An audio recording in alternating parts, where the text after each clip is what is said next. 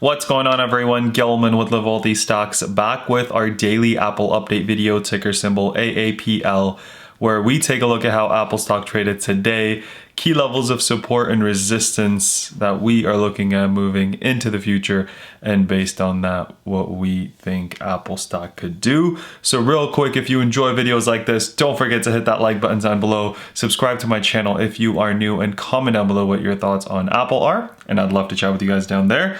Let me go ahead and hit record. We'll get right into the video. Actually, a small green day for Apple, which if you were looking at Apple at the beginning of the day or the market at the beginning of the day, you would not have guessed that we would end the day green. In the after hours, we are again looking decently down. So, you know, that's just the market nowadays, right? So let's take a look at actually yesterday's Apple event. Just going to quickly cover some things there. We'll take a look at Apple specifically. We'll talk a little bit about the market like we always do. And then based on that, what we think Apple could do.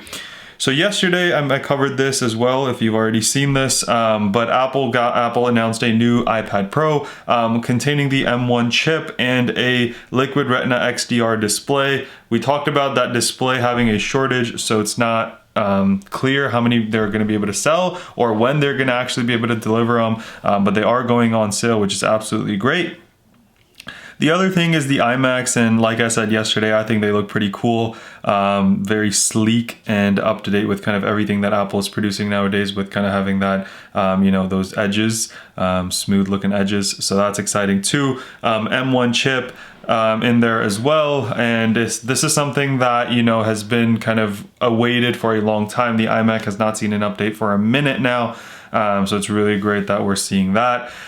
This is big, I think. AirTags, it's a cheap product, and it's a product that I think almost everyone can use. It's only 29 bucks. Well, I sound like I'm trying to sell it for Apple. But this has been rumored for, I think, 2 years now, and pretty much you stick it on something and you'll be able to use kind of all of Apple's devices across the world, really, to be able to track your, you know, keys or wallet or whatever it is you attach it to, which is super exciting. And I think that this could be, you know, a great kind of potential product to kind of add to their overall, you know, portfolio, if you will.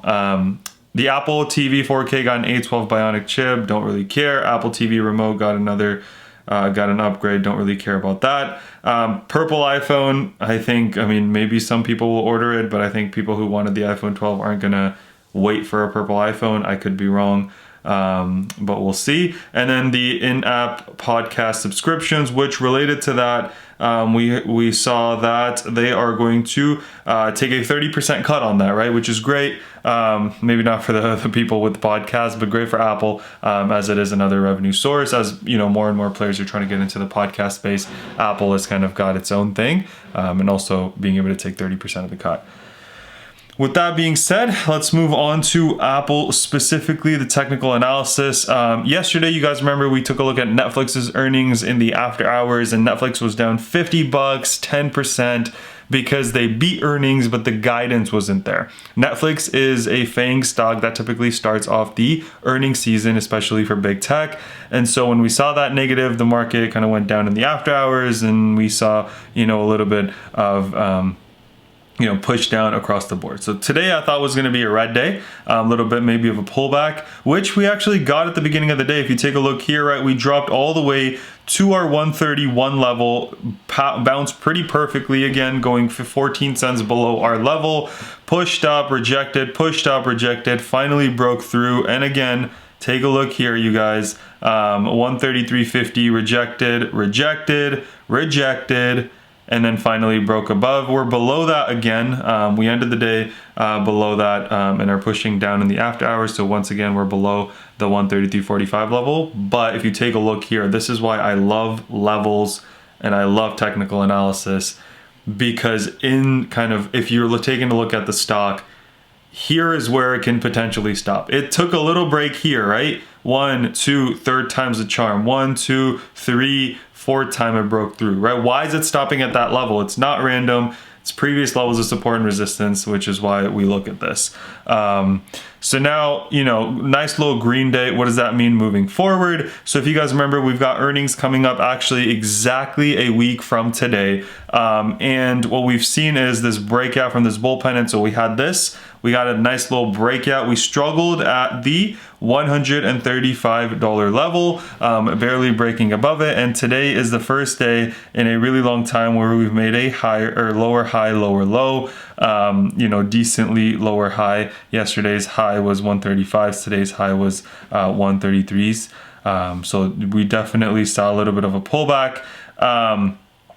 Good news is though, we ended the day above the AEMA. So next up, what do we have coming up? Levels of support, levels of resistance. The first level, again, is going to be this mid 133s that we ended above, but in the after hours we're below. After that, we got the 135.01 and then the 136.05. Those are the three levels that we are looking at on the upside to see if Apple stock can break that. On the downside, we got 132.52, then 131.45, which is actually exactly where we bounced today, and then the 130. One thing that I kind of wish we had gotten is this 130 test, so we can establish that as a good level of support, start to push up from there. We got down to, I think let's see here. We got down to 130.63, but not really that 130 level. So not too crazy big of a deal, but I would have liked to test that. The AEMA is also at 132.81. So great levels of support coming up, you guys. But that being said, we're still a little bit more on the overbought side than the oversold side. So pullback potential is always there. But again, like I said, the key thing that we have coming is earnings. We could see a little bit of a run into earnings. So my guess is over the next 2 days, I think we get a green day and a red day. If I had to kind of guess, typically I would say, low green tomorrow, low Friday fade on Friday. The after hours though are not looking too promising. So keep an eye on the futures because I think that'll give us an indication of where we're headed. We could still see, pull back for 2 more days and then run Monday, Tuesday, Wednesday into earnings. Not entirely sure still on which one of those it'll be, so that's why I'm keeping an eye on futures. After hours are not looking too pretty, right? We're giving up almost all the gains for the day, but Apple did look decent today. So NASDAQ was up about 1%.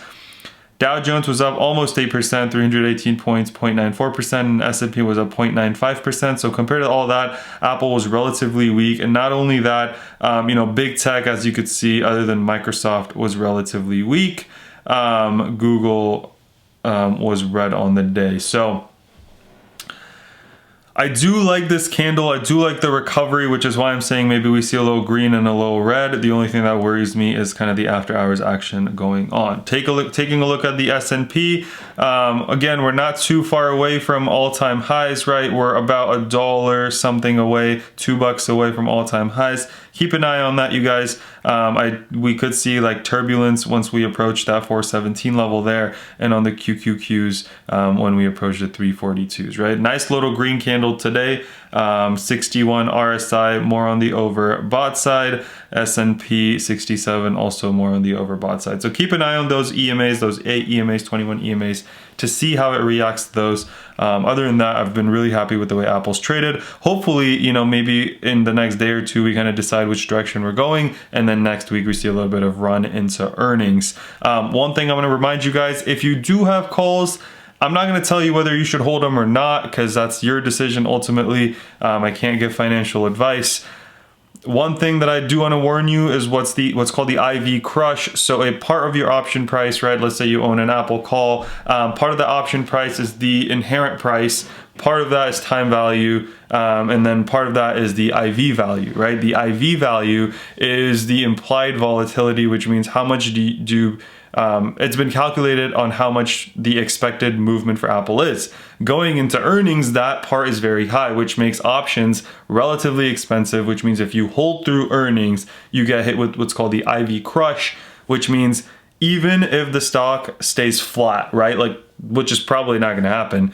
But if the stock is at 133.50 and we go through earnings and it opens at 133.50 tomorrow, your option contract will be worth less. Your call will be worth less. That's something to keep in mind if you want to hold through earnings. If you think Apple's going to blow things out of the water and that the stock's going to go to like 150, then you can overcome the IV crush, but typically the IV crush hits hard. So just make sure you're aware of that. That is not a pretty number to have as an earnings estimate, 3 6s.